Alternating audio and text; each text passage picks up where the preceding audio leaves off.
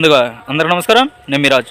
ఆంధ్రప్రదేశ్కు సంబంధించి జగన్మోహన్ రెడ్డి గారు ఎవరినైనా ములాఖాతులో కలవడానికి వెళుతున్నారా అంటే 100% కూడా ఆయన ఎవరినైతే కలవడానికి వెళుతున్నారో వాళ్ళు 100% దోషులే అనేది డిక్లరేషన్ అయితే మనకు వచ్చేస్తుంది. ఎందుకు, లేకపోతే వాళ్ళు చెప్తారా, లేకపోతే జైల్లో ఉండి, లేకపోతే వేరే వాళ్ళు చెప్తారా అనేది మనం అవసరంలే. జగన్మోహన్ రెడ్డి గారు అక్కడికి వెళ్ళిన తర్వాత 100% ఏదో ఒకటి ప్రెస్ మీట్ అయితే పెడతారు. ప్రెస్ మీట్ పెట్టిన తర్వాత వెంటనే ఆయన చెప్పే సమాధానం ఏంటంటే అవును వాళ్ళు చేశారు అని చెప్పి ఆయన చెప్పేసేస్తాడు, ఆయన డిక్లేర్ చేసేస్తాడు.